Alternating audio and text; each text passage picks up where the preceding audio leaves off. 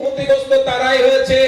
পশ্চিম বাংলার জেলগুলোতে গিয়ে দেখুন 23,000 বন্দী আছে, তার মধ্যে 1,003 ফরেনার মানে বিদেশি নাগরিক, আর বাকি প্রায় 10 থেকে 15,000-এর কাছাকাছি যেই ধর্মের মানুষকে বাঁচাতে এসছে তাদেরকে জেলে ভরে রেখে দিয়েছে।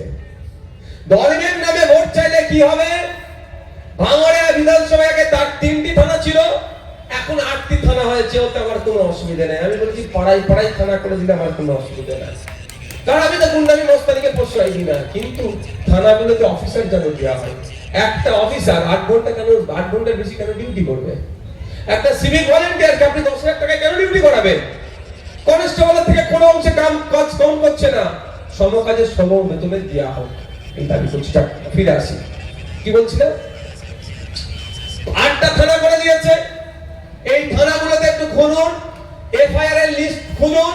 এই ভাঙড়ের কথা বলছি, একটা দিনের কথা বলছি, যেই দিন ওয়াকফ আন্দোলন কেন্দ্রের বিজেপি সরকারের বিরুদ্ধে লড়াই। এই ওয়াকফ আন্দোলন কার বিরুদ্ধে লড়াই? তৃণমূলের বিরুদ্ধে না বিজেপির বিরুদ্ধে? বলুন, জোরে বলুন। যেই বিজেপির বিরুদ্ধে লড়াই, কলকাতাতে আমরা একটা মিছিল দেখেছি।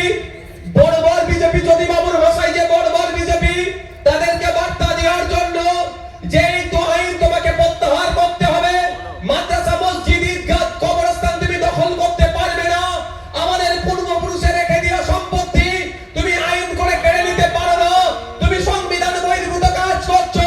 তোমার এই জবাব দেওয়ার জন্য পশ্চিম বাংলার নাগরিক রাজপথে নামবে, বিজেপির বিরুদ্ধে আন্দোলন করবে। বিজেপিকে ভয় দেখাতে হবে, বিজেপিকে ভয় দেখিয়ে বিজেপিকে চাপে ফেলে আইনকে প্রত্যাহার করতে হবে। ওই মর্মে যখন কলকাতায় আন্দোলন ডাকা হয়েছিল, এই মমতা ব্যানার্জির পুলিশ